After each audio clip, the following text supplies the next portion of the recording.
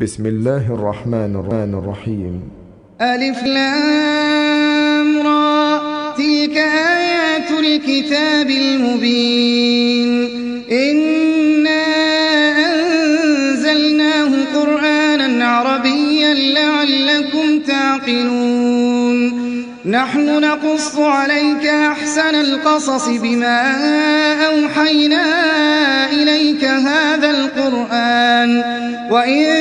كنت من قبله لمن الغافلين.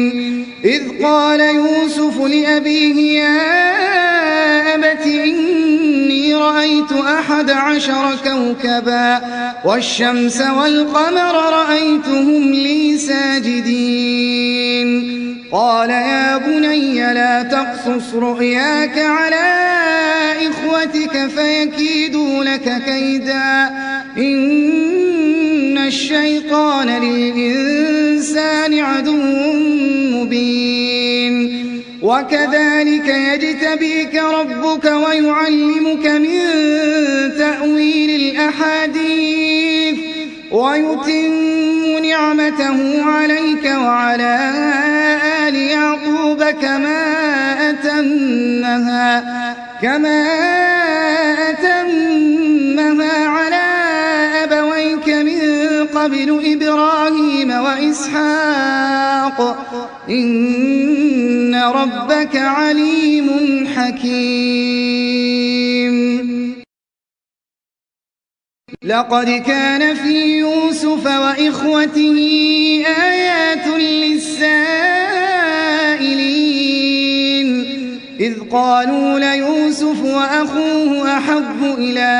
أبينا منا ونحن عصبة إن أبانا لفي ضلال مبين. اقتلوا يوسف أو اطرحوه أرضا يخل لكم وجه أبيكم وتكونوا من بعده قوما صالحين. قال قائل منهم لا تقتلوا يوسف وألقوه في غيابة الجب يلتقطه بعض السيارة إن كنتم فاعلين.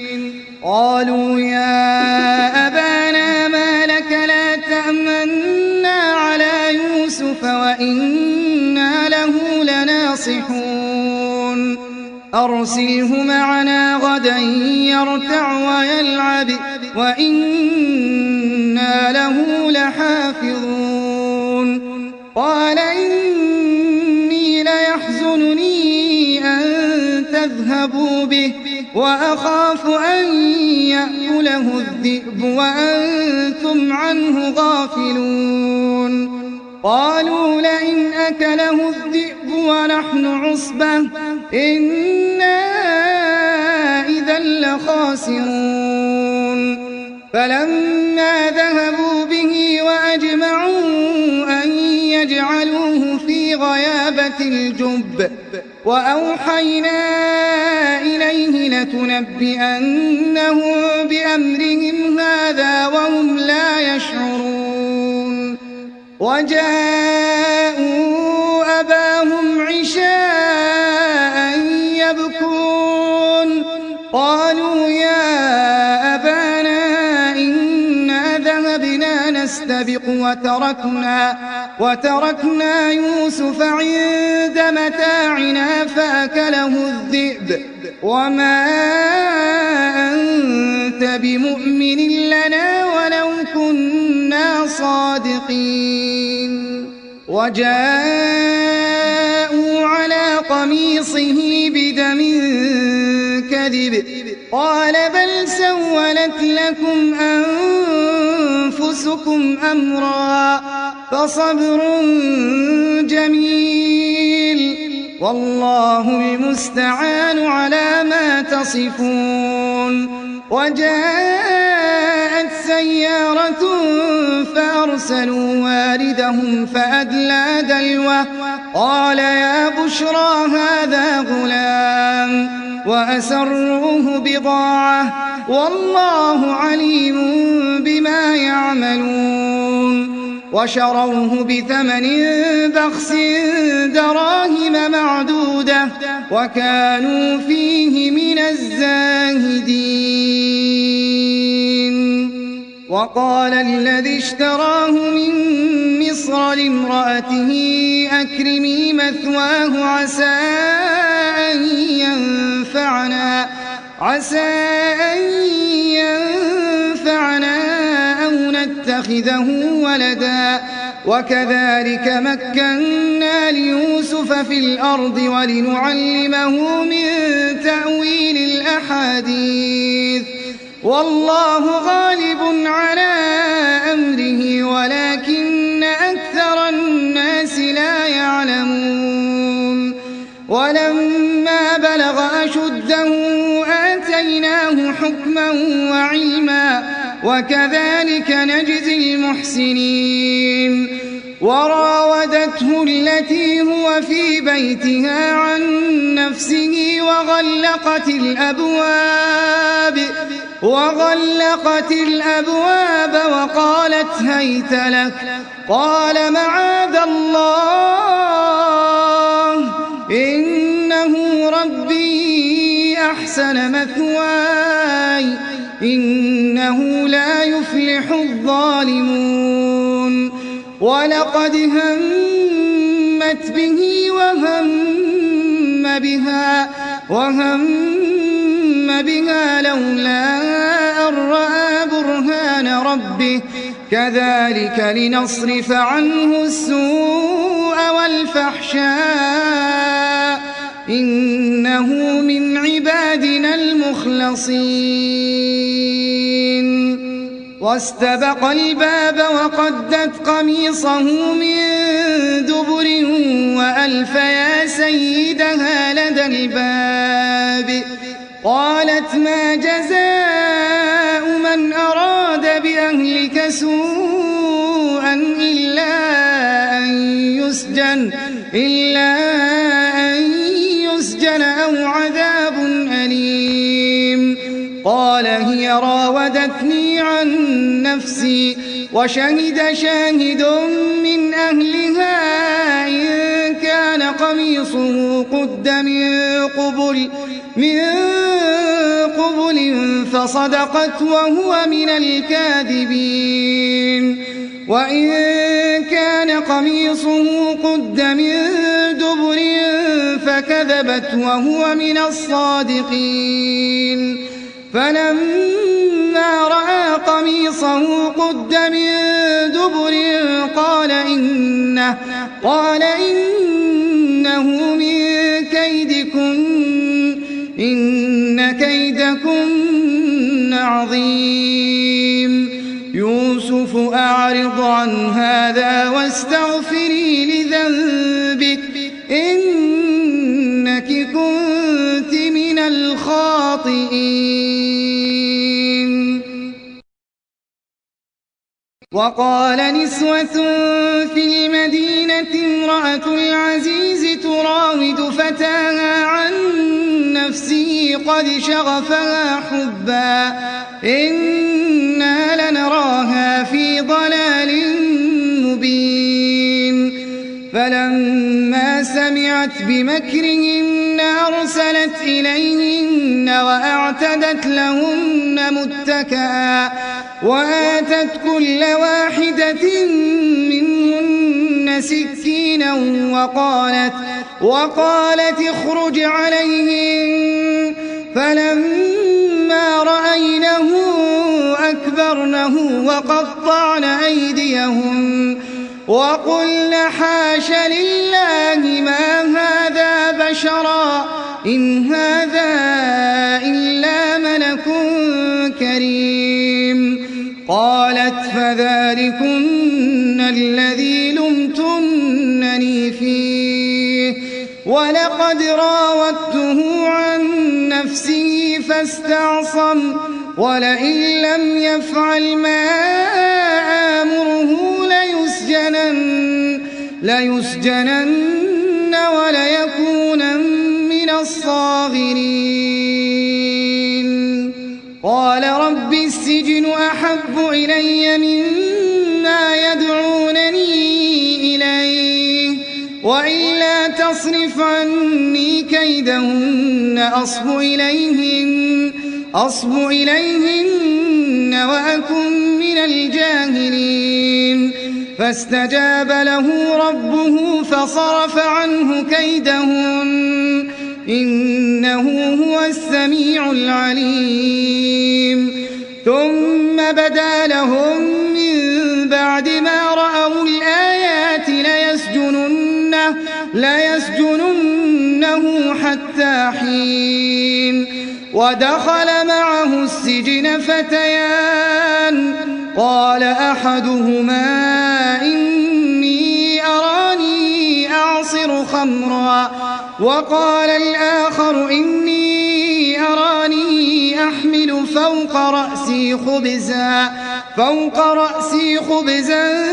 تأكل الطير منه نبئنا بتأويله إنا نراك من المحسنين قال لا يأتيكما طعام ترزقانه إلا نبأتكما بتأويله قبل أن يأتيكما ذلكما مما علمني ربي إني تركت ملة قوم لا يؤمنون بالله وهم بالآخرة هم كافرون واتبعت ملة آبائي إبراهيم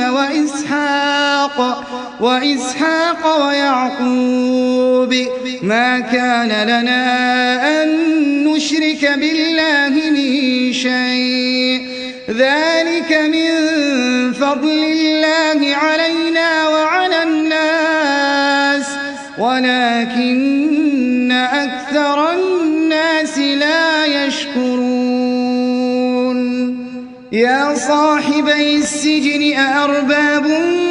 متفرقون خير أم الله الواحد القهار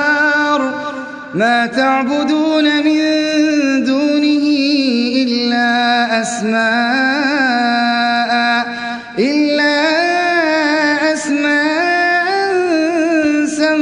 سميتموها أنتم وآباؤكم ما أنزل الله بها من سلطان إن الحكم إلا لله أمر أن لا تعبدوا إلا إياه ذلك الدين القيم ولكن أكثر الناس لا يعلمون يا صاحبي السجن أما أحدكما فيسقي ربه خمرا وأما الآخر فيصلب فتأكل الطير من رأسه قضي الأمر الذي فيه تستفتيان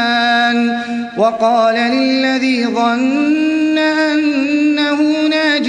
منهما اذكرني عند ربك فأنساه الشيطان ذكر ربه فلبث في السجن بضع سنين وقال الملك إني أرى 7 بقرات سمان يأكلهن 7 عجاف و7 سنبلات خضر وأخر يابسات يا أيها الملأ أفتوني في رؤياي إن كنتم للرؤيا تعبرون قالوا أضغاث أحلام وما نحن بتأويل الأحلام بعالمين وقال الذي نجا منهما وادكر بعد أمة أنا أنبئكم بتأويله فأرسلون يوسف أيها الصديق أفتنا في 7 بقرات سمان يأكلهن 7 عجاف و7 سنبلات خضر وأخر يابسات لعلي أرجع إلى الناس لعلهم يعلمون قال تزرعون 7 سنين دأبا فما حصدتم فذروه في سنبله إلا قليلا مما تأكلون ثم يأتي من بعد ذلك 7 شداد يأكلن ما قدمتم لهن إلا قليلا مما تحصنون ثم يأتي من بعد ذلك عام فيه يغاث الناس وفيه يعصرون وقال الملك ائتوني به فلما جاءه الرسول قال ارجع إلى ربك فاسأله ما بال النسوة اللاتي قطعن أيديهن إن ربي بكيدهن عليم قال ما خطبكن إذ راوتن يوسف عن نفسه قلن حاش لله ما علمنا عليه من سوء قالت امرأة العزيز الآن حصحص الحق أنا راودته عن نفسه وإنه لمن الصادقين ذلك ليعلم أني لم أخنه بالغيب وأن الله لا يهدي كيد الخائنين وما أبرئ نفسي إن النفس لأمارة بالسوء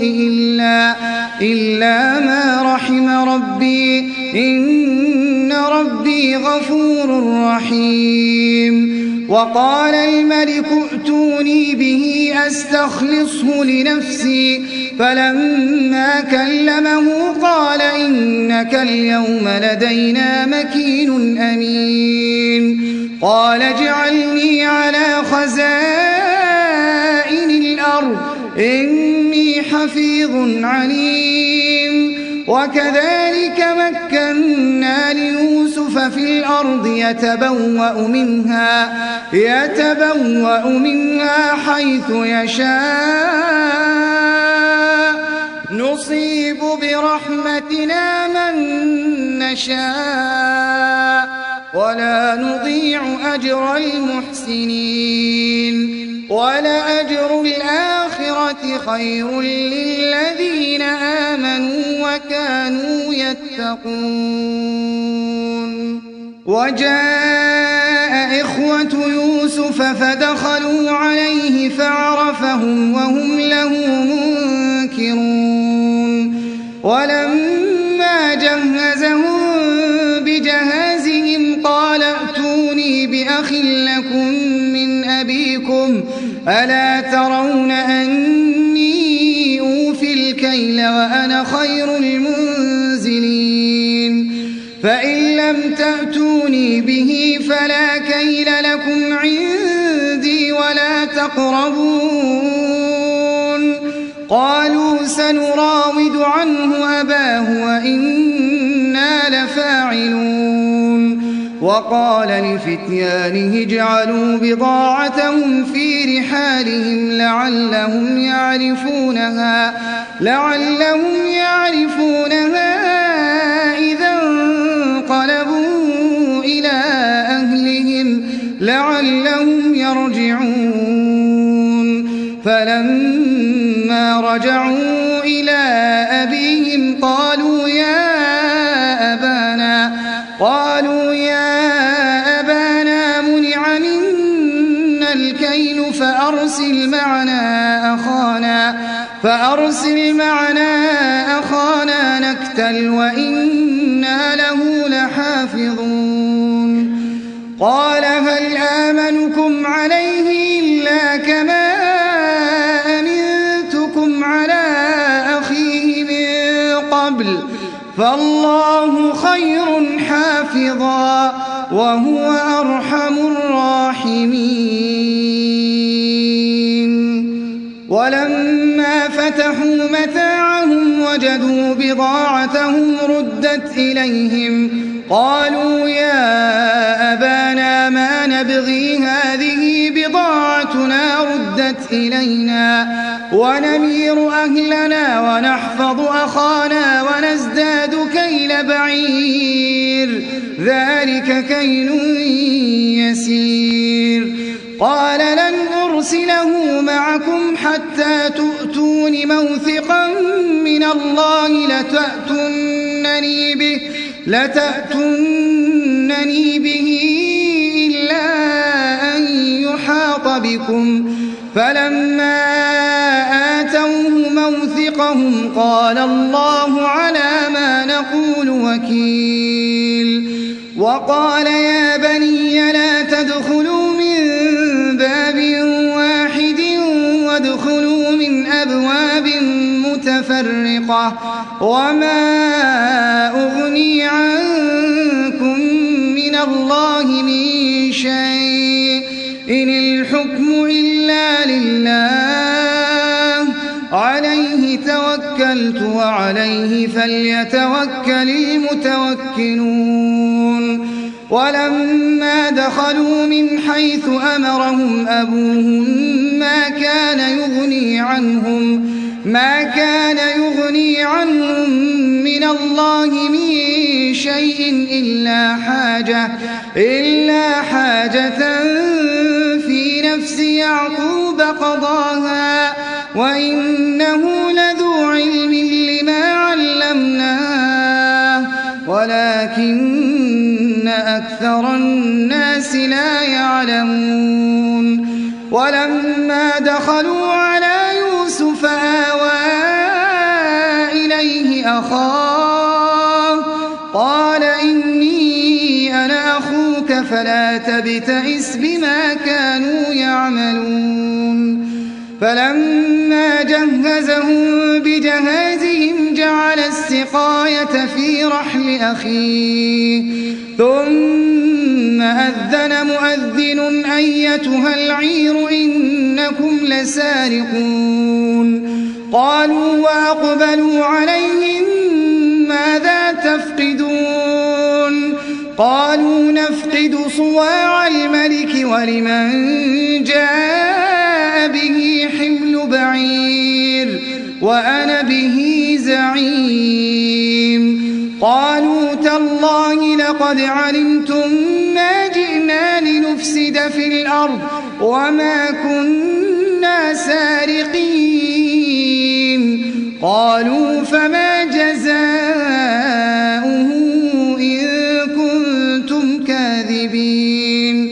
قالوا جزاؤه من وجد في رحله فهو جزاؤه كذلك نجزي الظالمين. فبدأ بأوعيتهم قبل وعاء أخيه ثم استخرجها من وعاء أخيه كذلك كدنا ليوسف ما كان ليأخذ أخاه في دين الملك إلا أن يشاء الله نرفع درجات من نشاء وفوق كل ذي علم عليم. قالوا إن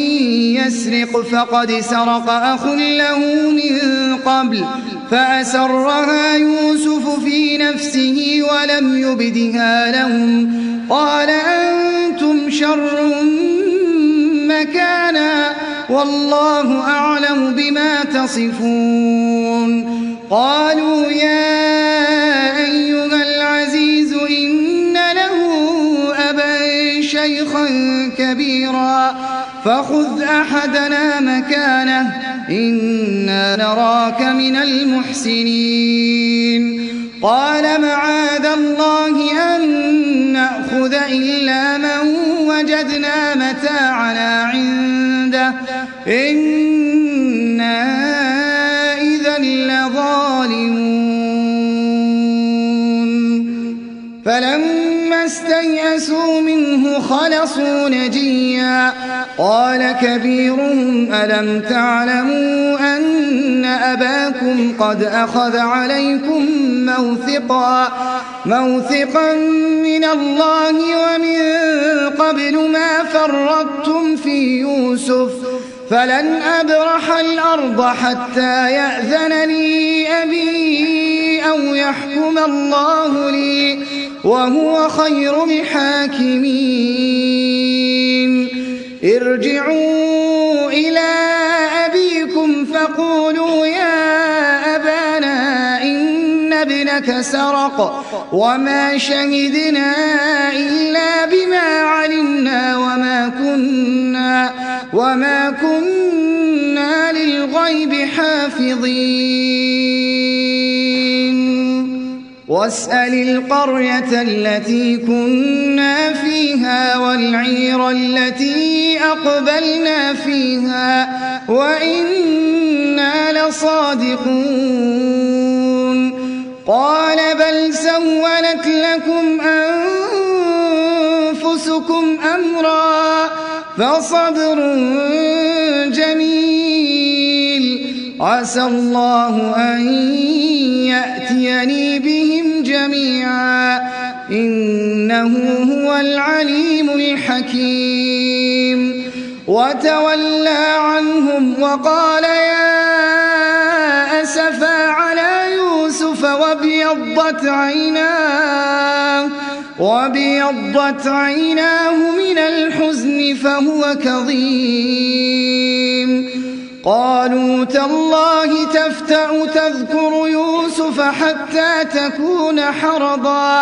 حتى تكون حرضا أو تكون من الهالكين قال إنما أشكو بثي وحزني إلى الله وأعلم من الله ما لا تعلمون يا بني يذهبوا فتحسسوا من يوسف وأخيه ولا تيأسوا من روح الله إنه لا ييأس من روح الله إلا القوم الكافرون فلما دخلوا عليه قالوا يا أيها العزيز مسنا وأهلنا الضر وجئنا ببضاعة مزجاة فأوف لنا الكيل وتصدق علينا إن الله يجزي المتصدقين قال هل علمتم ما فعلتم بيوسف وأخيه إذ أنتم جاهلون قالوا أئنك لأنت يوسف قال أنا يوسف وهذا أخي قد من الله علينا إنه من يتق ويصبر فإن الله لا يضيع أجر المحسنين قالوا تالله لقد آثرك الله علينا وإن كنا لخاطئين قال لا تثريب عليكم اليوم يغفر الله لكم وهو أرحم الراحمين. اذهبوا بقميصي هذا فألقوه على وجه أبي يأت بصيرا وأتوني بأهلكم أجمعين. ولما فصلت العير قال أبوهم إني لأجد ريح يوسف لولا أن تفندون. قالوا تالله إنك لفي ضلالك القديم. فلما أن جاء البشير ألقاه على وجهه فارتد بصيرا. قال ألم أقل لكم إني أعلم من الله ما لا تعلمون. قالوا يا أبانا استغفر لنا ذنوبنا إنا كنا خاطئين. قال سوف أستغفر لكم ربي إنه هو الغفور الرحيم. فلما دخلوا على يوسف آوى إليه أبويه وقال ادخلوا مصر إن شاء الله آمنين. ورفع أبويه على العرش وخروا له سجدا وقال يا أبت هذا تأويل رؤياي من قبل قد جعلها ربي حقا وقد أحسن بي إذ أخرجني من السجن وجاء بكم من البدو من بعد أن نزغ الشيطان بيني وبين إخوتي إن ربي لطيف لما يشاء إنه هو العليم الحكيم. رب قد آتيتني من الملك وعلمتني من تأويل الأحاديث فاطر السماوات والأرض أنت ولي في الدنيا والآخرة توفني مسلما وألحقني بالصالحين. ذلك من أنباء الغيب نوحيه إليك وما كنت لديهم إذ أجمعوا أمرهم وهم يمكرون. وما أكثر الناس ولو حرصت بمؤمنين وما تسألهم عليه من أجر إن هو إلا ذكر للعالمين. وكأين من آية في السماوات والأرض يمرون عليها وهم عنها معرضون. وما يؤمن أكثرهم بالله إلا وهم مشركون. أفأمنوا أن تأتيهم غاشية من عذاب الله أو تأتيهم الساعة بغتة وهم لا يشعرون. قل هذه سبيلي أدعو إلى الله على بصيرة أنا ومن اتبعني وسبحان الله وما أنا من المشركين. وما أرسلنا من قبلك إلا رجالا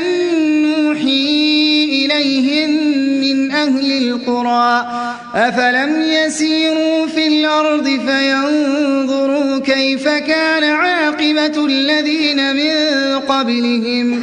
ولدار الآخرة خير للذين اتقوا